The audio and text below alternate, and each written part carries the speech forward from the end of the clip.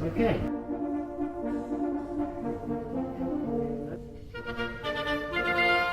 Oh, these gloves, the kid. This is the...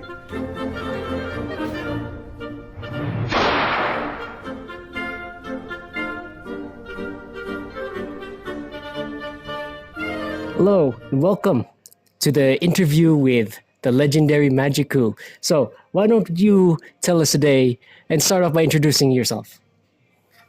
Legendary Majicou. Hi guys, nice to see you, meet you, or whatever.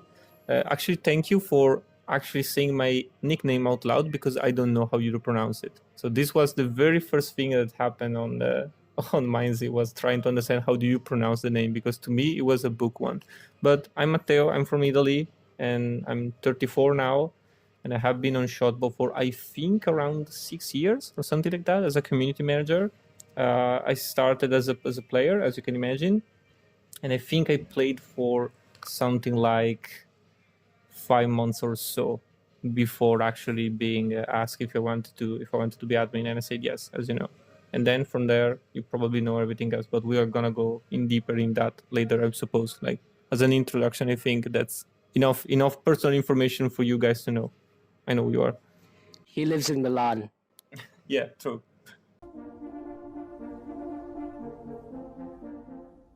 So, Majicou, when and how did you start playing MineZ? How did you find it? How did you get into it? And what made you stick to it for a bit? Right. So I did like the DayZ craze back in the day, if you remember. I didn't really had a computer or the money or the Steam account to actually have DayZ. So I was just looking at videos and stuff. And at some point I was also looking at Minecraft videos, and I found Paul Soares Jr. I don't know if you know him, but he's a father of 4, I think, which does Minecraft video and indie games as an hobby. So like he has another job, and then he's also a YouTuber. And I started watching the series, and it seems really fun. Like the fact that something that I always notice about Minecraft is the enemies didn't provide much of a challenge. You know, for maybe for a kid they do, but yeah. So when I saw actually zombie matters in somewhere, like it was the hook, I guess, that take me to, oh, this actually looks interesting. So I think I just watched videos for a good couple of months. Like at the time, I think that MineZ didn't even have a lobby, so you just go straight into the game. I remember that one. Yeah.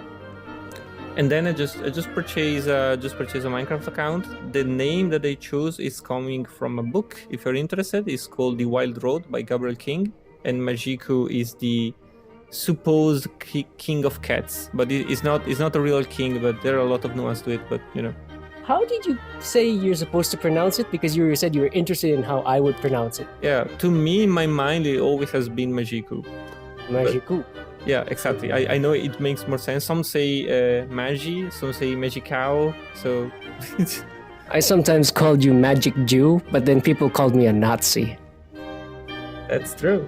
That's true. And it's not necessarily, you know, why the something that you always do is to put yourself in the situation where you can be grossly misinterpreted. Like to me, I find it funny, but it's because I have a different kind of humor. But I can't really force other people to say that's offensive and tell them, no, it's not offensive. Like you just call Magi, it works. Don't worry. Leave the Jew part alone, especially in the interview.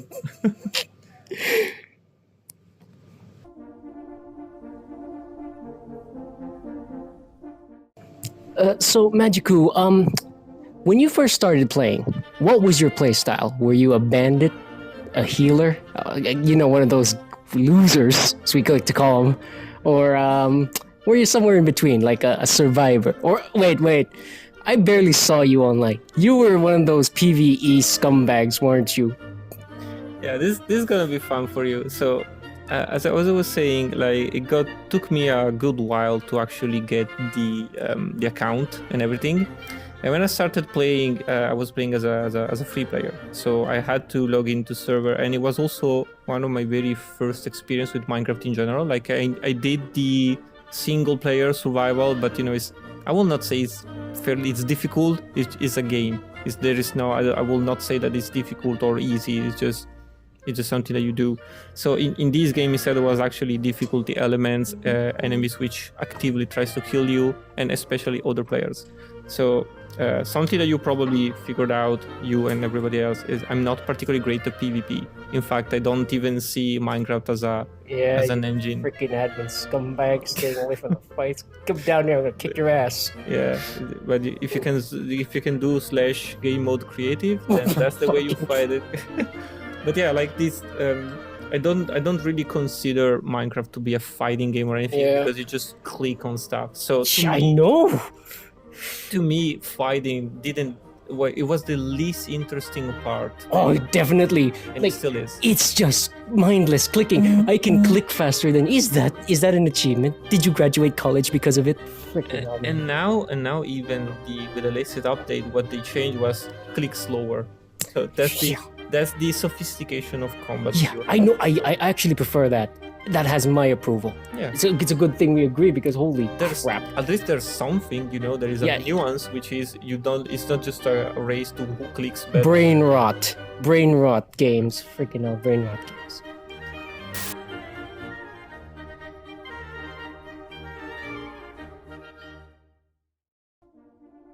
All right, continuing with your opinion about the playstyle. Yeah, well, it's not an opinion. I'm just gonna talk about my play style. So it's a fact. Like, as a matter of fact, I'm bad. Like, you can tell if you see me on any tournament or friendly PvP fight that I did as an admin or not. Like, you can tell I'm not particularly good. So when I started playing again, the interest for me was the game itself. So I wanted to explore. So the exploring part was the most interesting part. So in fact, at the very beginning, I will try to avoid players completely, and then just go straight for the most north I could, and then we'll start exploring on my own. So this was one of the main reasons why I wanted to enter PvE, not because I wanted to interact with people per se, but because I wanted to be free to explore, and I didn't want the players to matter too much. But I didn't have premium at the time, and didn't have the money to invest in that, to be honest.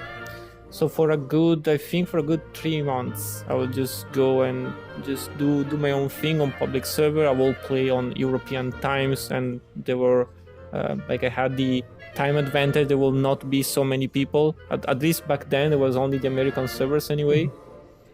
And then I started doing exploration, and I think that was another 3 months of the first experience. I will say I'll just go do long plays, just visiting cities, checking where the loot was, checking which loot was, finding out the best places I liked, and I try all these spawn points, seeing on the city, etc. At the time there was a map, but it was really raw. Like, there was not. Oh yeah, I remember that. Yeah, like before the actual MineZ map, or even before a map at all, it was and that was the best part for me. Like, just going through the woods and just keeping straight, or just looking at coordinates because I remember from the past and things like that. It was really nice. It was a bit lonely maybe, but it was nice. Then when I stopped,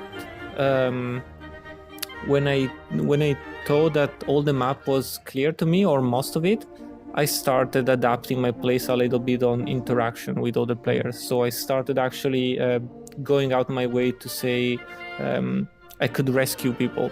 So like I remember. Oh yeah, your rescue service. Yeah. I remember Majicou's rescue service. And it did happen because I did fall into a block myself, and I was like, I'm supposed to get out, and then I found out that you could ask an admin to actually teleport you out, because it was not an intended trap, but like a map mistake.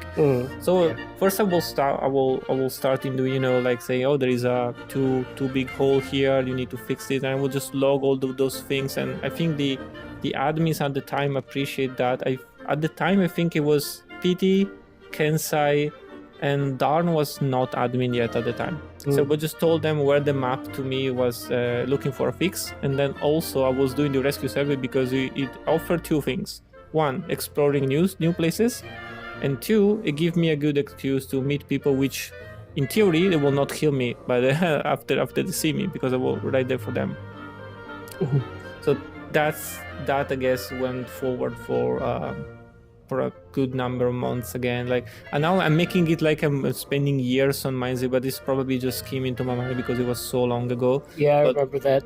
but otherwise, like my fun was simply reading post ideas, answering them, and rescuing people and exploring the map. So that will be my playstyle until I got premium gifted by PT, and then gifted by Darn, I believe, and then I will just start going into PvE, but doing exactly the same thing. I will use PvE to reach the players, and I will shift to a public server, and then do the rescue, and then go back to PvE. Oh. I used this rescue service once. It was the most humiliating thing I've ever done.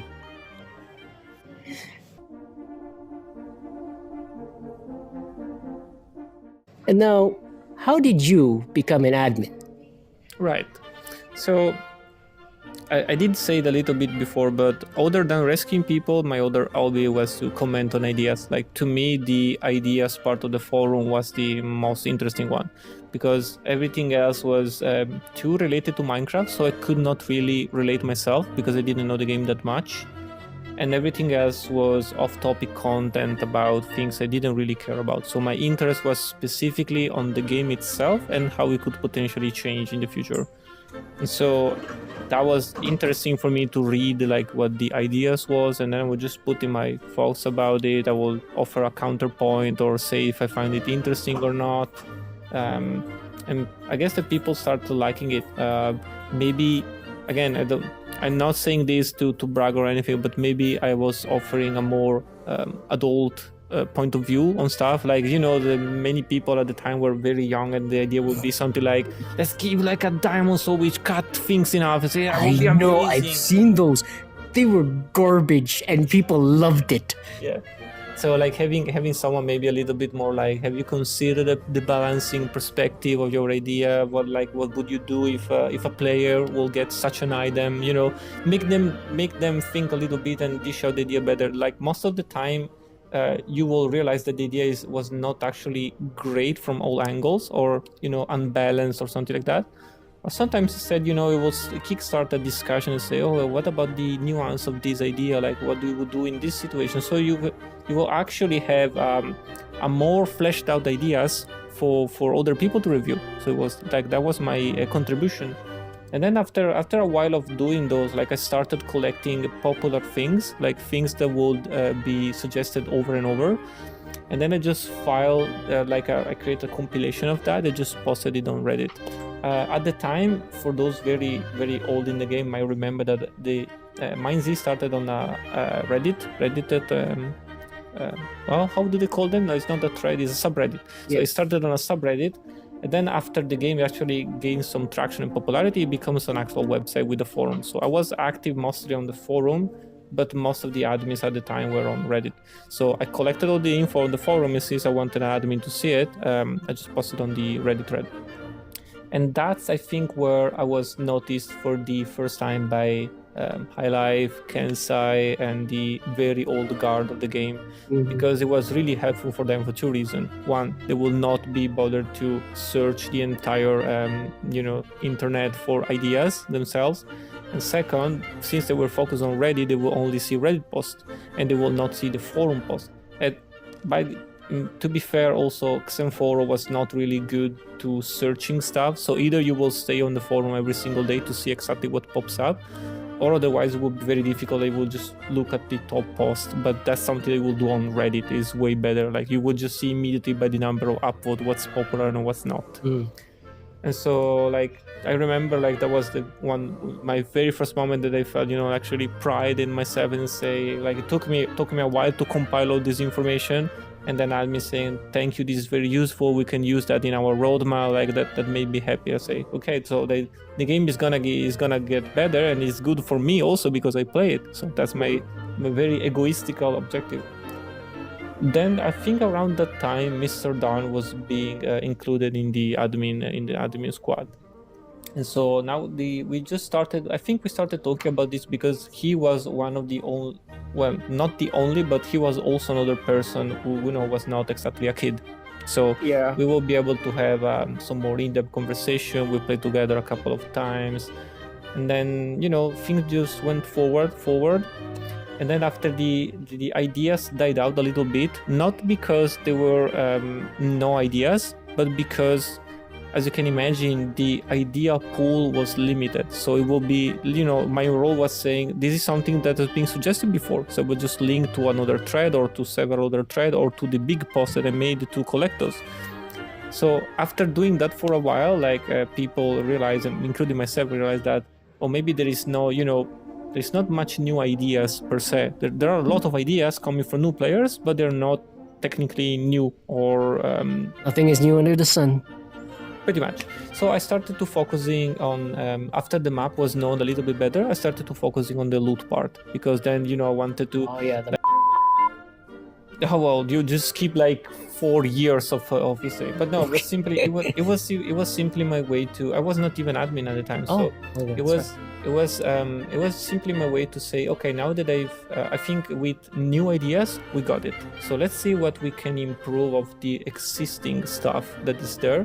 So I just wanted to, my original plan was to create another post which will just mention every single location, which loot type is there, and what you can find with it. So you can actually start, kickstarting a new kind of conversation which will revolve around, is this area better? Is this area worse? Is there balance compared to the rest of the map, etc.? When I started doing that, I don't remember how it happened, but basically I was just sharing my initial thoughts about the map, just from my experience, and saying things like, this is a part which I consider not balanced, this is a part which I consider underwhelming, or this is a part which is too much, in my opinion. And I think one night, completely randomly, like Kensai was in the chat, and he asked me like, do you have some time for me? And I'll say, yeah, sure, what's up? And so he took me around the map, and effectively for every single location, he asked me, what do you think of this location? Do you see this balance or not? Justify your answer to me. So I will just explain it, all my reasoning every time. And we started discussing. And then like after hours of doing that and changing the loot tables on location, he told me something. He told me that I actually, this is Kensai speaking, I actually decided that most of the loot for the entire map. And so I know that I didn't got it necessarily right, because I did it gradually and not in a single go. So you checking all of these in a single go, probably you have a better perspective than I had, because I did it regularly over time. So I probably have missed some balance stuff. So without me knowing at the time, we actually reviewed the entire map loot table, and we changed what you can find in stuff. I can just cite you one example, which was the, I think it was called Castle Grey something. Grayvale, yeah. So like I remember here, the loot at the time was super underwhelming. It was something that you could find easily on Yampton. So, and like my reasoning there was like, why would the player swim for 10 minutes and use 2 keys to reach an area to find effectively nothing? Like there is nothing good here. So why would you visit this? And in fact, at the time when I was going to public server, that was a safe place for me, because there was always nobody there. You ruined your own home. You ruined your own home. I guess. But like to me, it was the key of the game, like to make it enjoyable, like my dream at the time, and still was, even after years, was to make sure that every area has a reason for people to be there. Then maybe some areas will be more popular than the others. That's fine. But at least I wanted every area to have a reason to be, and not just I just stumbled onto a chest, I just open it and then move forward. Like I wanted all the areas to have something special to them, or something that you will make you go visit, effectively, depending on what you need. I need food, I need to go there. I need potion, I need to go there. I need weapons, I need to go to another side. And after that, it was just like we started messing around with PT, Kensai, Don, and other admins. Sometimes they would just show me stuff they had in progress and ask me what they think about it, or we would just play and have fun together. And the actual conversation, I can quote you pretty much the exact conversation what happened when I was admin. So I was in the Mumble server at the time, High Life invite me to his room to ask me a couple of stuff, and then after 5 minutes or normal talking, Lazertester entered the room, and the first thing he said to me is, "Ah!" He just starts screaming. I was like, "What the fuck is going on?" It was just his way to say hi. I just fuck? yeah, it told me like I wanted to see how you react. And say, it got me pretty scared. So then we were just talking about it, and at some point, Laser just asked Highlight like, "Why don't you make this guy admin? He's one of the very few that is, of the appropriate age to make a decision without supervision and stuff." And Highlight just go and says, "Oh, because he never asked." And What kind of fuck? so then I said, well, I mean, if you want me to ask if I want to make the game better and volunteer time, yeah, absolutely I do. And I said, "Oh, okay, cool," and it just made me admin. That was it. Okay. Well, I know I won't get it even if I ask. You were expecting something greater than that, do you? Like, you were expecting something like ceremony and say like, do you swear loyalty to the Shotbow for the rest of the Not day? to them, to me, of course. There you go.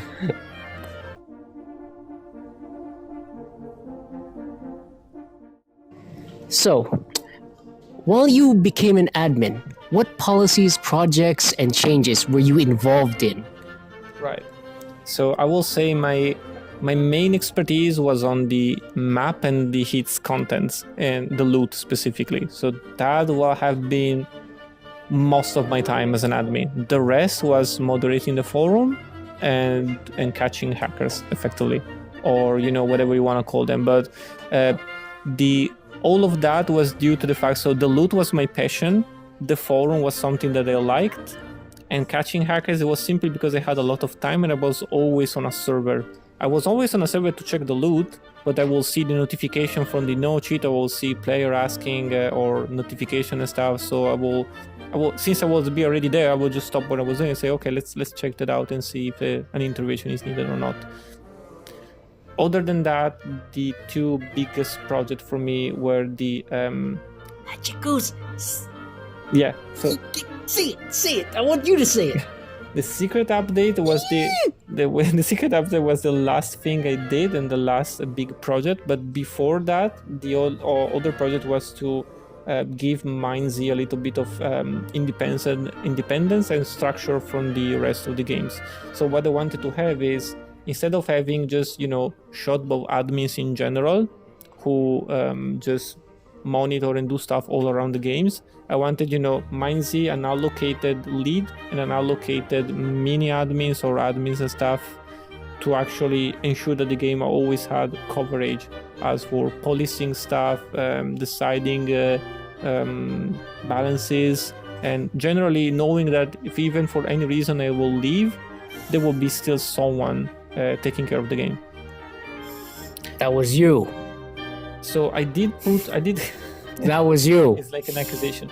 I put down the framework, and the framework for me was we need a game lead, and they need to be sub leads, and that should be valid for every game, because otherwise the network was too big to simply rely on admin purposely choosing what they want to policy.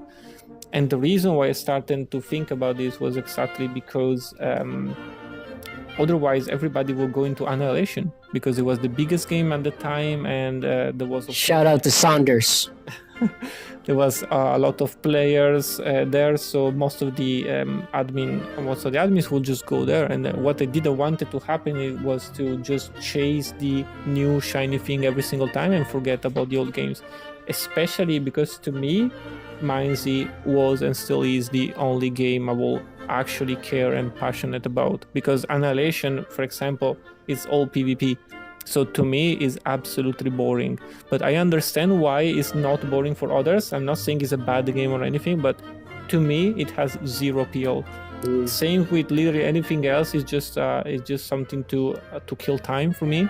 Like if I want to do a quick game of Smash, I get that, but like MineZ was the game for me. And the secret project instead was simply I didn't actually leave, but there was a long period of either absence or not as much as involvement as it was before, like in the later years, like after 2 to 3 years. And then everything I did notice, and I took a mental note of, or actually a written note, I should say. But then I would have no time to fix, or I would just notice a problem, but not necessarily the solution. So I started just collecting feedback on many places, people, admins, non-admins, you as well. Yeah, I remember that. I was very suspicious. Like, are you gonna do the opposite of what I want? You're gonna kill me? Of course. And to win your trust, I remember I create you a sword and I gave it a name. Oh yeah. Yeah, and I put like a flavor description which will look like an actual description, but it was not. Which was saying, instead of like saying, you know, that sword at some point will say like +4 to damage. Yeah. And then I just added a flavor text with the same color saying pure 4 damage against premium. Hell yeah, motherfucker. But you lost it. I remember like It was meant to be used. Too powerful to be there. It was a fake legendary. It was nice. But yeah, so like I was just collecting feedbacks from players and people, and just laid out what they wanted to do. A lot of it revolves around the loot, because in the meantime the map will keep enlarging. It will be like the cave system, will be new areas and stuff. And again, like I found myself, I think I found myself in the same situation that Kensai did back at the time, which was I know that the map was balanced like until a certain threshold, but beyond that, other people put the loot. People just, you know, often people who build the place will also put the loot. And so, as you can imagine, like as I can imagine, as a builder, I will be very proud of what I do. So I will put something which will make people come to my city, you know. But then that will always be, well, not always, but it could end really badly, you know. Like maybe you create a new city which is in the underground system, but effectively is very easy to reach, and they will just put something very strong there, and then it will create a new confluence on people all going to the same place. So I just wanted to redo the entire table from scratch. And here is the fun part, the funny bit. It's probably changed now, but at the time, every single chest placement was manual. And even the, like, everything that you will do with the loot was manual, and requires you to actually physically move to the location that you wanted to put the loot chest in, and actually put the chest yourself. So that will mean that I had to visit every single city, put every single loot chest, and for every chest decide which kind of chest it was and what was the content. So it was not something you could do it like in 1 hour of work, or doing something on an Excel spreadsheet and then just upload it somewhere. No, like you had to enter the game, move to the city. So I had to know every city, every location, every place, and every random chest that you will find on the map. I had to know about it. And in fact, like, but either my experience or the fact that I could fly in the map without being invincible, like this helped me. But this is why I was asking also people, because some places I did find them very late in the game as well myself. So, and there are some places which I think that nobody ever visited. Like there were a couple of things in the middle of the map before the map actually became a website. I'm talking about. There was places like in the middle of the woods where there was nothing, and maybe a builder just put like a random tent and just put a chest there. So I also checked those places also. So it was a big work. And then I just took any other problem or issue that I could find, like giants being cheesable, Alaza being always full with bandits because there was too many potions. Lack of food. By the way, whose idea was it to remove the potions in 2013? It was mine. Oh, I see. The one who was responsible for the genocide in 2013 is this guy, by the way. Oh, thank you. Never mind. He's forgiven. There you go. But like you see, like all of those were attempts to not fully focus the entire player base on a single location. And the reason why all the people would come there was that effectively, if you think about it, even in the south there was no better place to get potion than that city specifically. So to me it was a balancing issue that has to be solved. At the time I solved it the wrong way. The wrong way was to remove the potion entirely, because I simply moved the problem from one place to another. what I think I did better with the secret update was to still leave the chest there, but actually making sure that the chests were different from the one that you could get from the south. And the difference was that in the south you will get worse quality potion compared to the north. So now I was happy because even if a lot of players were there, because potion are good, even if people were fighting, I will see there was an actual reason to stay north. Because if I tell you, if you want to do PvP, be around a lot of players, and there needs to be at least 4 potion chests, you could say Hasa or any city in the south, and even in the mid map. But if you want to do PvP and you're in the south, you're gonna make the new players experience miserable. So like, how can I push people to move rightfully north and stay there to do PvP with other PvP oriented people without having to read the posts on the forum and the Reddit for new players saying the game is unplayable because as soon as I spawn in and I try to get potion for my adventure, I get slaughtered by 3 people in full iron armor, which I cannot obtain. You don't want to mention the color of these 3 people, don't you? That's the most racist way to ask about it. What are you talking about? I'm just saying they're blue, gold. But you see, this was also a balancing act, because I don't see. I think that the players were rightfully doing what was best for their interest. Yeah. Again, so if I tell you I want to do PvP and I want to have L potion, the fact that they will move back to the south, it was not the players being stupid or evil. It was an oversight on game design, because there was nothing in the game design which will incentivize people to actually stay where they are and not go back to where they started. And with the second update, I hope that I was trying to reach that balance, which is you should stay in the north because the quality of the things that you find is way better than in the south. And if you go back in the south, maybe you will have some fun for the first 15 minutes, but after a while, constantly swarmed by new players and not having good potion at your disposal and your equipment being progressively worse over time, then at some point you will need to go back. And that's what I was trying to do. Yeah. Honestly, though, I really have to admit the secret update was pretty good. So far, from what I saw, we might even pull up a graph. It was at that point the highest amount of players in MineZ history. We'll pull up a graph. I would be very surprised if that's true. What I can tell you is that when I posted the update plan, or the change note, even before I did the actual plan, that was the most well-received post in the last 3 years. So that I remember. And a lot of older players came and say, fine, I don't know which solution you're gonna apply to this problem because we haven't tested yet, but everybody was happy that I pinpoint the correct details, and there was a solution which at least makes sense on paper. You did good, man. You did good. Thank you, sir. So after all that, what is your proudest moment as an admin, and what is your biggest failure? I think we can divide the proudest moment in 2 different time in history, MineZ history. The first one will be when I started. So when the game was very unknown, there was a lot of elements of discovery and stuff.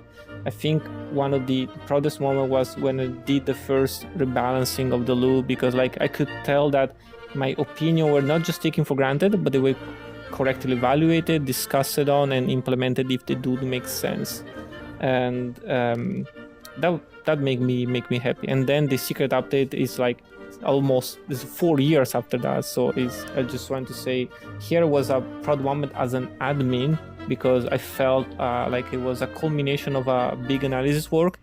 People did appreciate that, and I think it made the game objectively better. So that was my perspective on it. Then probably didn't make everybody happy, but at the least I think that on a game design perspective, the new decision, they did make more sense than the old one. At the least you could tell that the direction was definitely improved. Doesn't make that the game will improve as well, but the framework behind it definitely went better. Something that I'm not proud of instead is how I reacted with legendary weapons. Oh yeah. So Garbage to me. Still is garbage right now. Yeah, but but this not the good way to look at it, especially if you think that they're bad. So, and I did exactly your same opinion of you when they come out. I say this is gonna ruin the game, because now the game doesn't make sense to me. It's too item centered rather than exploration centered, like I wanted it to be. But that was wrong, because this way I just say I don't like it, but they didn't offer anything to as a counterpoint. Because you see, like, if imagine that you downed a legendary weapon and you implemented it in game, and then I tell you I don't like it, you can just simply tell me, well, I do like it, and then the conversation just died. So what I should have done instead was to think about, like, how can I make the weapon make sense into the ecosystem which I found? Yeah. And I can tell you an example, which is not necessarily a good example, but just an example. Lazertester actually implemented the soulbound mechanic. So that was not meant to be a solution or anything, but if you think about it, then if you see, like, maybe the problem with legendary weapons is that they're gonna bring chaos into the system, because okay, it's difficult to obtain one, but once you have done it, you could just just circulate the weapons with a large team, and everybody's gonna be a menace, especially for the south players. So the soulbound mechanic, what it does, when you die or when you try to drop the weapon disappears. So it's like it is yours, but it remains yours alone. So again, it's not a perfect solution. It was not built for legendary weapons specifically, but you see, like, this is a good way to say it's not that I don't like your idea, is that I accept the idea is in the game, and now I try to adapt the idea in the game itself to make sure that those two conflicting things are actually talk with each other. Okay, but I guess I should have maybe be more diplomatic with what I said, but because that is exactly what I felt like. It made the game too item centric. Yeah. Like, it still is right now. Everybody's just arguing about items. Like, what the fuck? So yeah, but it depends also on your play style, like the fact that you also do trading and stuff. For example, do you still use the trading room that we built you? By the way, is it still there? No, they thought it was a Nazi monument and took it down. For those who don't know, Irish took place into Aspermont, and in Aspermont there is a throne, let's say, and what they did was to so if you put a button, can I say that? Well, it's not there anymore. So if you did put a button on the throne and you click it, it will open a secret room, and that secret room will simply be a trading room purpose. So it will be like two separate rooms. People will go into the separate part of the rooms together, and they will agree on a trade, and they will just drop an item on a pre-trading box, and then you could look at the item, say, is this the item I'm looking for? And if the answer is yes, you will click a second button, and the items will swap the places. Like, I don't know how useful it was, but it was fun room. It was just a fun room. Yeah, like this is why I did like interacting with Irish in the beginning, because his play style was not necessarily the same as mine, but I could tell, like, I know what exploration feel likes, because it was my passion. For PvP, I asked people who actually were heavy on the PvP to give them the perspective. But what about trading? What about interacting with other people? What about building some sort of an economy? And you were doing something similar to that. So I was also keen to get your perspective and to try to also create this some sort of a subset of gaming within MineZ, because I think it did bring value. And in fact, like to build the trading room, like, it takes forever. It took us a while to actually think, how can you make a trade more secure? Because PvE tried to answer the question how we can make a PvP ecosystem secure for people who don't want to do PvP. And in your case, it was like, if someone wants to do trading but want to ensure that you don't, you actually need to build something which ensure people that the trade will actually work. Oh no, I live for the thrill. Yeah, that's fair. But I mean, you will need to reach Aspermont. But imagine, like, if you want to do a big operation and stuff, having at least some existing guarantee will be nice. And also, if you live for the trail, I never told anybody else about the room. I always told you. So you will be able to choose if you want to leverage the existing of the room or not. Like, to me, it could have been unused forever. Yeah. It was not even in the map. When he first sent me that, I thought it was like a bomb. As soon as I put a button there, it was gonna explode and kill me. Why would I do something so sophisticated when I can just do, /shock Irishkaiser and just grab a lean thing and kill you with that? Because I'm worth it. With that. So, that was your career in Shotbow, but when and how did you meet the unknown... Oh my god. The unknown trading company. When I meet beautiful you, very first time you need a rescue. What the... But actually, I did knew about you beforehand because if you remember, and you certainly do, when the Eye of Ender radio was used extensively by the gamers, you always were occupying a specific channel. I would just sit there and listen. I never posted anything, but I was just listening to you talking with your peers about. Cringe. It was not cringe. It was interesting. Like I don't see role playing or actually putting a bit of your own soul into the game cringe. It was nice. It was nice to observe. Like as an external observer, it was an interesting experience. And then after that, it was just your, I'm gonna say popularity, but it's not about being popular, but more like being known, which is the irony of you. Infamy. Yeah, infamy. Thank you. The unknown company was actually very known because of you. So your extreme views on the premium players, to me, Extreme? like They were perfectly rational. there you go. Like to me, it was, as always, I tried to grab what is interesting from something, even if the rest of it is maybe a little bit too extreme or challenging, which is I was not advocating for the massacre of all the premiums like you were. Damn. But I would also see the problem that you were expressing, which is we're trying to play the game and we start with very little gears, as it should be, and then there is a horde of people which are supposed to not be here, which actually are killing everybody every time. So they're not making the game fun. But again, to me, it was not the players making the game not fun. It was the game was not designed to prevent something that will make it not fun. But it took me a long time and a lot of discussion to actually think of a proper solution, and as always was, the solution was in the loot itself to me. Like I don't know if you remember, like there was like a non-PvE bar for a while, Yeah. all of those solutions were just people throwing stuff at the wall and see if someone will stick or not. But every time there was still someone which was unhappy, which is understandable, but also will make a very good point, for example, which is why there is an area which is fighting is not allowed, because then there is a line when like you do one step in front you can kill people, and one step back you can't. So it doesn't make sense. The game is supposed to fill you with danger, and like that the feeling was just gone. So just that, and then that was how I met you in interacting with you in game. But also, unfortunately, you were also on the forum and on the chat.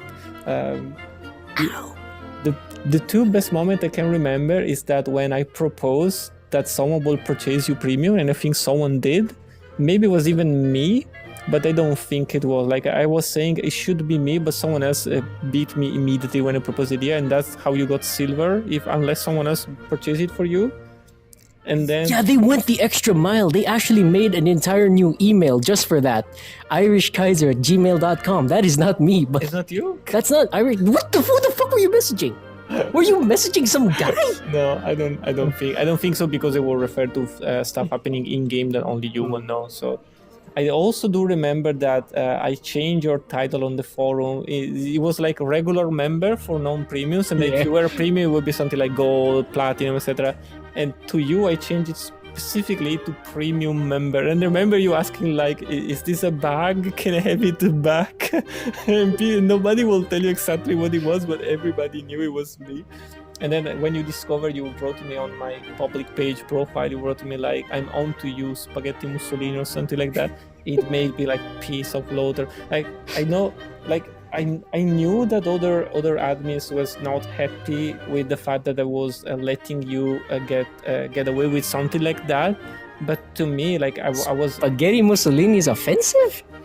it's not that it's offensive or not. Like, to me, I was recognizing the fact that all was done in a jest manner. Like, you were joking with me as much as I was joking with you. So, until I felt there was a mutual respect between you and I and our interaction, I didn't feel offended. In fact, I found it extremely funny. Yeah. So real funny, buddy. I didn't mind at all. I didn't mind at all.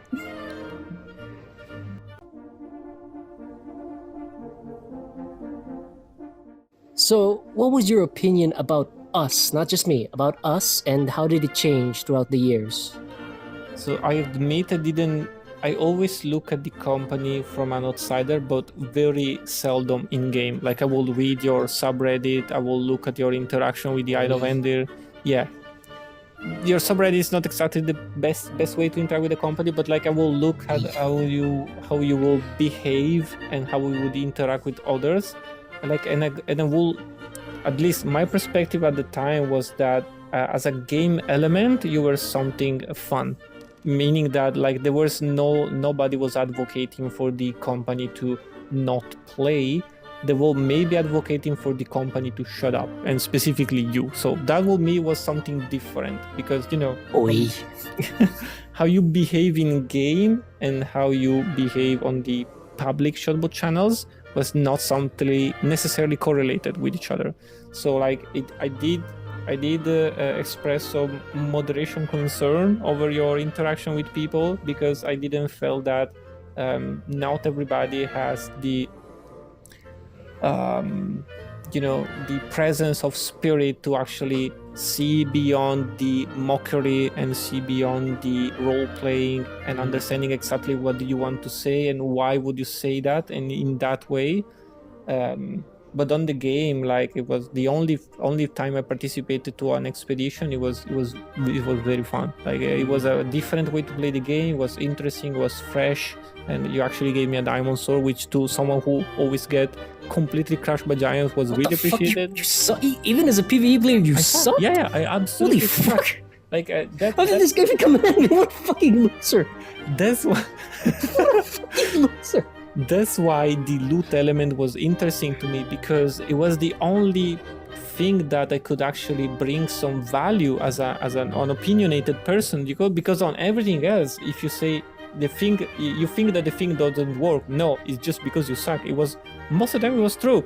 Like, fighting is true. It's me sucking. It's not the enemies being bad or particularly aggressive. PvP, same thing. Exploration, resource management and stuff.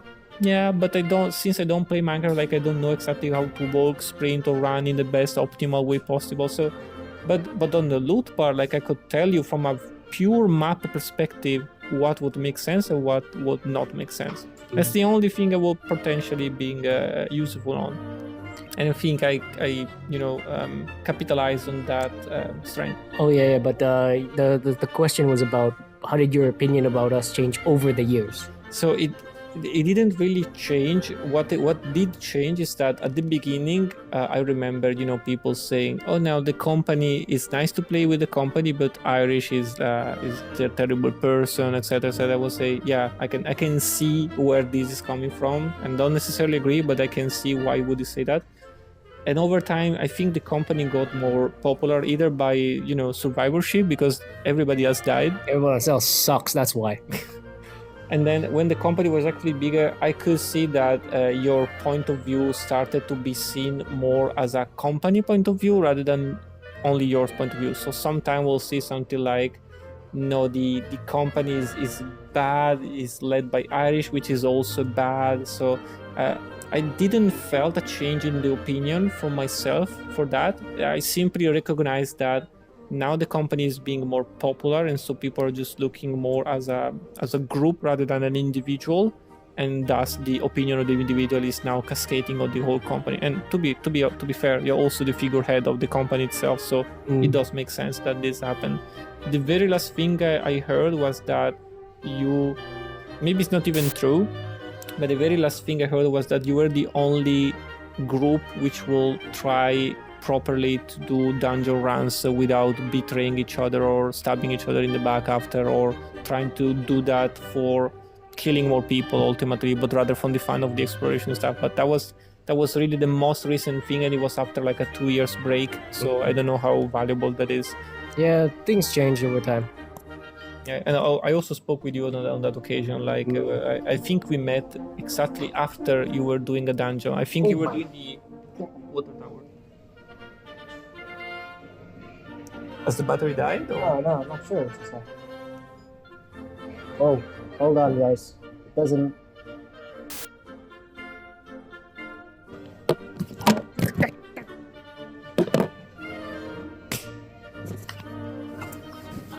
Here we go. So, continuing your opinion about the company through the years, what was it? Did it change? Of course, you tell me it didn't change at all, right? Yeah. Well, the only other thing I will mention that it changed is that to me at the beginning, I didn't know the company at all. It was just you.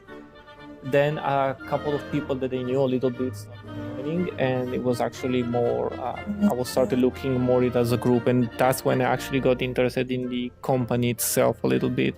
I think that a very good example of this is GreyWolf. So when GreyWolf joined, actually, I was looking at the company more as a group.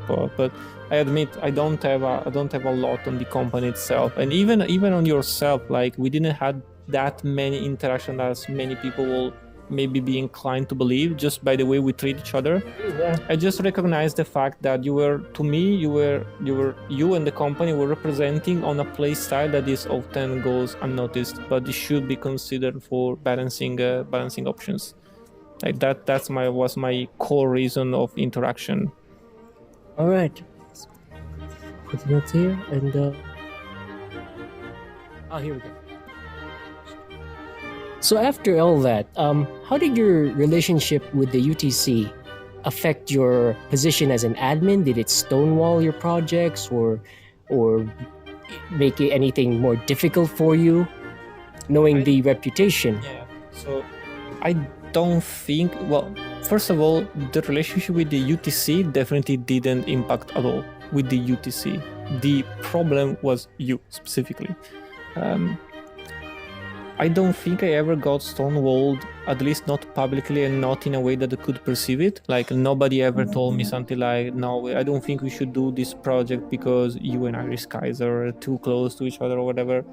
The most of the discussion that I had would be around how to handle you specifically on the forum. So like effectively, should we ban him again? Should we remove it? And from the game also, but what usually happened was that at the time when you actually started being a very proper troublemaker, at least for... At least I don't hack. There you go. People will always recognize people will always recognize the forum as my area or influence. So like nobody will ever tell me you should run the forum this way because they knew I set it up from scratch, more or less. Oh, really? I never knew that, actually. Because I have no interest in making it public. But the moderation, so installing the new website with the new XM4 application, I didn't do that. But deciding which forum we want to have, which section, how to structure the section, how the moderation would work, the post, the ban appeal section functionality, or like almost all of that, I either was directly me or I just put the direction and someone else did it for me. So and people like it, both people and the staff like it. So nobody was really trying to go there and say no, you should behave like that on the forum or you should do that, because nobody got time for that, first of all, and second, they will recognize the fact that I probably know best. So I would usually just fight into the duration of the punishment rather than the punishment itself. So more than once, I saved you from a permanent ban, either from the game or the forum, and I just say something like, yeah, it deserves a punishment because we want Irish to reflect on what you're saying as a fellow admin. But do we want to exclude it from the game permanently for that? I will not see that as an appropriate punishment unless it was actually cheating or explicitly insulting or explicitly violating our term of service. That was my position with you, but with everybody else as well. But with you, it was often brought up because we're often in the in the eyes of the the tornado for the things that you will do. But again, I never felt like I was offering you preferential treatment. In fact, you will get a lot of treatment that you probably didn't want to have anyway. Hell yeah. Yeah. And in the game itself, I remember you got banned at some point, but I don't remember why. And you didn't even appeal to me. I think I did. Here's the thing. I did that because I didn't want to. I have this own personal policy that I will never use friends to get special favors because I've seen others do that, and I advocated against that. That's fine. So I never appealed to you because, to me, that would be cheating in a different way. Yeah, I can see that. And also, I will probably have said something like, I feel someone else to evaluate your situation because I'm not going to be unbiased as you should be in evaluating it.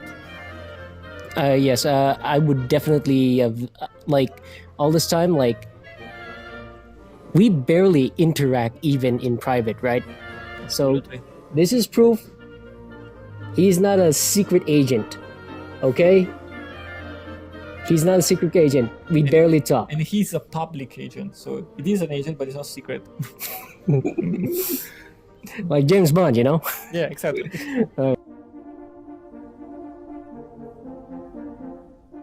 So, your 10-year NDA has expired, probably. Well, at least GreyWolf has. So, do you have anything juicy to tell us about Shotbow that you're comfortable with? Funny stories, heartbreaking tragedies every day, or breakthroughs, or gossip? Comfortable with?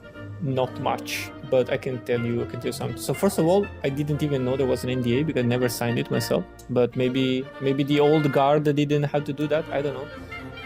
I can tell you that definitely there was a couple of bad cases over time, like things that will make me question: is this actually a child block game? Because some things were so. There was not serious in a way that actually serious, like nobody ever killed somebody in real life or anything like that, but something that happened made me wonder, do people actually put so much of their seriousness into this? There were instances, for example, of people purchasing toxin or people purchasing botnets just to attack the server and make them go down. I was thinking I will spend a lot of money, a lot of effort, put even your own privacy in jeopardy just to make a game inaccessible for 30 minutes for a couple of thousand children. So to me it was really hard to relate to those people. But I can tell you this: at some point I took the problematic members of the community. I won't name them, but I had less than 10 people who were in the past banned permanently or shadow banned or whatever. I don't even remember the term, but when you are absolutely not welcome on any account. I just took them all together and I asked them, I'm going to give you a chance. I'm gonna put you into a program where you will be able to play with an account that we'll provide you, and you will be helping us identifying bugs, duping exploits, cheaters, etc. So if you agree in doing this, in becoming a double agent for Shotbow, I have no problem in letting you play under an account which we know is you, and another account which you can interact with other potential cheaters with, so we can catch them together. And that was actually, it runs for 6 months before I left, and it provides some very good results, at least to me. Even other people which were very against this, they recognized that there was value into that, because we found 2 duping exploits, we found 2 large accounts list, which were just constantly duplicating items and providing them to players, which will then, I don't know if the players knew about it, probably yes, but didn't have any solid proof with themselves. So we just tried to cut their source and force them to play the game as it was intended to be. And I saw a couple of hacking exploit, we caught them immediately, we were able to implement some security around them. So That was something that was probably never surfaced, but it provided good results. And another thing I can tell you is part of the reason I left permanently was that at some point there was a big split between the leadership on how to handle the network moving forward. So you can, if you want to simplify this, you can see it in two factions, okay? And one, as you can imagine, one faction won the argument and one faction lost the argument. And the faction who lost the argument also left. And I was part of both factions. So like by not by design, but like both of them will evaluate me highly enough to tell me, we should do things this way. Like, you see where we're coming from, and the other guy will say, you see, we are doing that. And like I was trying to mediate between that and try to see exactly as I would do with you and with anybody else in the game itself. Like, okay, like there is a complaint, there is something which make people uncomfortable. What we can take from it, which will make the game better and the people more happy. I was trying to extract that, but at some point, the tension between those two factions reached a boiling point. And then I was asked to do something which I will not tell you. And I did the thing that I was asked, and that caused the rift between the faction to completely break. So the balance between the two factions completely went off, and I forced a resolution between the two. And the resolution was that the two point of view were not reconcilable. There was no way to reconcile them. I had to decide, but I hate doing the decision because to me, both of the faction were representing people that I had a good relationship with. Like, they were all my friends. So the fact that I had to act like that, I was probably the only one who could have done that this way. And I could see that it was a necessity. Like, I don't blame anybody for that, but it makes the game really difficult to play after. Because to me, like, some people will straight out hate me for a good reason. Like, I don't blame them at all. And some people, some people stop talking to me altogether. And the other people, were just they were being grateful, of course, but I could not see them the same way I see them before, because they used you. No, I didn't felt used, but it's like survivorship bias or something like that. Like I had like, why me, or now I see things, or some points or some things that the other faction was saying, they did make sense, and I wanted to see them act upon them, but nothing happened after that. So like we continue into a direction which I myself will not fully agreed on. Like, don't imagine that the staff is like a monolith. I never did. I always thought they were always too much big. It's like, even I could tell that they didn't like each other. Oh, not like unprofessionally, like. Yeah. But even I could tell, like, that they were always bickering or something, because one guy says something, another guy says another thing, and it's just irreconcilable. You see why I wanted to have game leads? Because in those situations, the game lead will simply say, we're going to do things this way. And that's it. No more arguments. Like, I do support the democratic process in implementing ideas and doing stuff, but at some point there has to be an appointed leader, whatever you want to call it, which actually make a decision, because otherwise it's always going to be discussion, and nothing happens. So, and it was the same case here. And you probably can understand, as a part of a big group yourself, like, if you probably ask for anybody, can you give me your opinion and stuff, can we decide something together, that at some point there's someone who has to say, okay, I collected all your feedback and now we're going to go in this direction. Thanks everybody for contributing. Somebody's going to be happy, somebody's going to be less happy, but at least things move forward, and that's the only thing you have to do. Yeah, but the way we do it in the company is, we tell them that, out of a cost-benefit analysis, we tell them straight, it sucks, but this is the best thing we can do moving forward. Yeah, I don't have time to do a business case for every decision that they took in MineZ, but yeah, I do see the point. And as I was saying, it's not a monolith. A lot of people are rightfully opinionated. Some people are more lenient, some people are more harsh, some people hate particularly some stuff. Some people are indifferent to others. You know, it's a variegated and not equal on all terms, but that was make us people after all.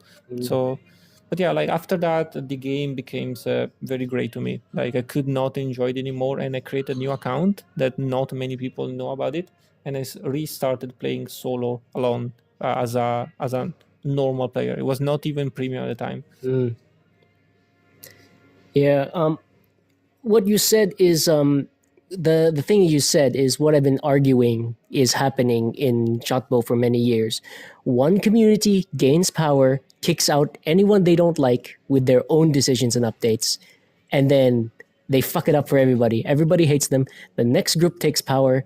The cycle continues until there's fewer and fewer people left. How many players do you see nowadays? 30 on a good day. 30 like 30? Yeah. That's solid to fill a server. Just one. Server, yeah. On a good day. A good day. Yeah, I can see that. Well, I'm surprised that you didn't ask me for why the fall of Shotbow yet, but no, I really don't give a fuck. It's literally, I mean, fuck them. I don't care what happens to them. I just do my own thing, man. Yeah. No, I know. We talked about it about it before. Yeah. So, any final words to say to our audience for this wonderful interview? Not really. Like I can tell you that the most recent year, I guess, I'm having a good life thanks to the $1 million that I stole from Shotbow. What the fuck? I mean, just a couple of euros. Definitely, well, not 1 million. I'm messing with you guys, or am I? I wonder.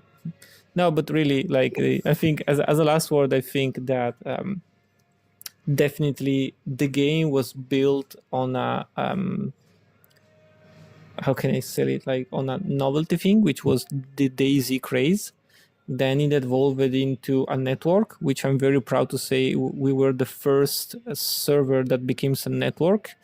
And then we also took the decision, maybe even unconsciously, to not create something professional around it. So like we never say now we're gonna hire people, we wanna create a proper company like other people did, like Hypixel or things like that.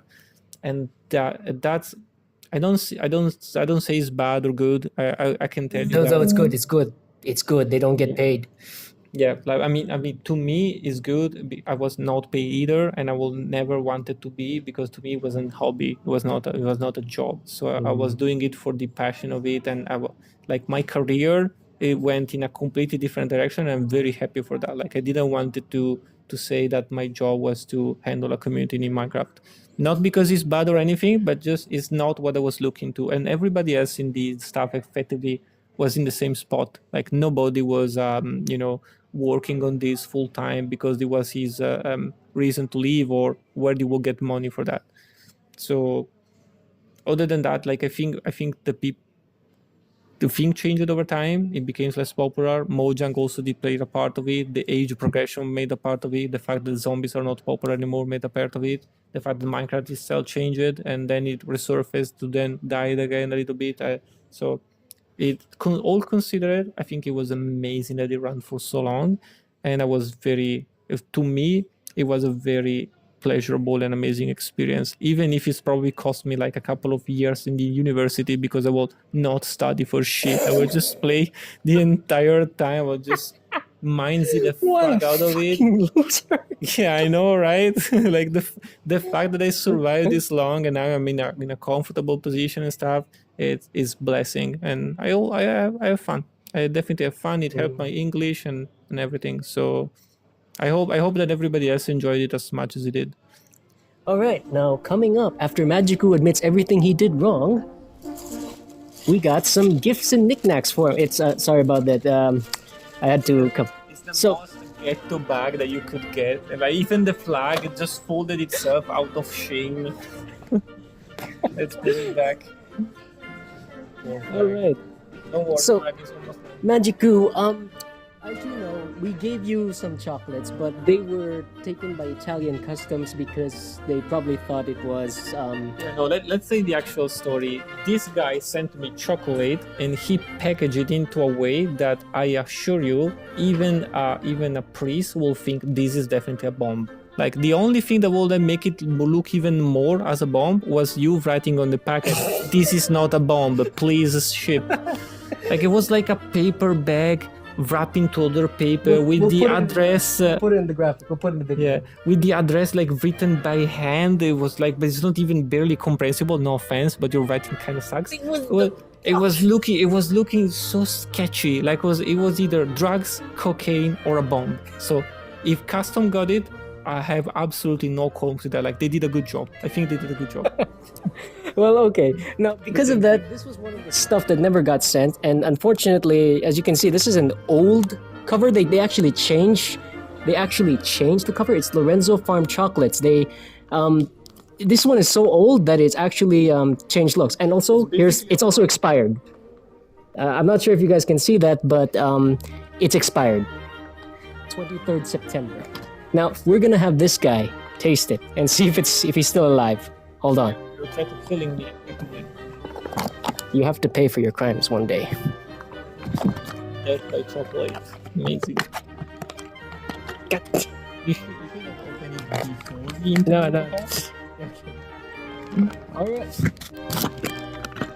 All right, Majicou. Truffle. Pick. Okay. No, they're all truffles, but one is coffee. Coffee definitely not. Actually, I will say no. Jesus, that's a good choice. You can take all three. It's all yours anyway. Yeah, but I want to taste one now, not all of them. Oh, you'll taste all of them. There's two. I got two. He's taking the mint. So if they suck, should I pretend that they're amazing, or I can just spit in your face and I'll just cancel this part of the video.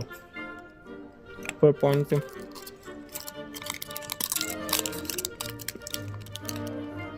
No good. That's it. I just have the chocolate. Yeah. Expect me to having not tasted chocolate before? Okay. Oh, go ahead. You got 2 boxes. It's all yours, buddy. Thank you very much. Now we got more. So if you were thinking, I was actually expecting, is this interview, an honest interview from Margie? No, it's actually paid. Everything here has been done for the chocolate. Yeah, I'm Willy Wonka.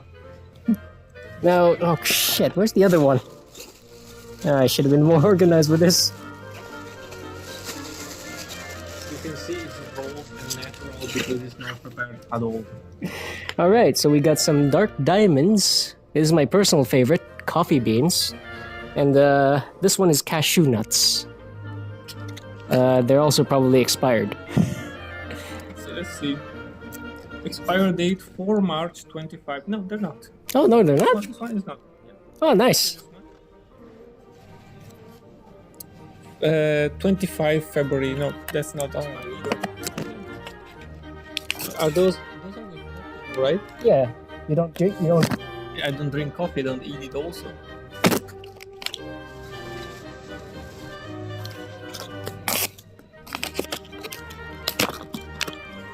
Eat. Nah, too coffee for me. Are you sure? This is cashew nuts. I can smell the coffee from here. Oh, fucking way. I already got one. Is it coffee?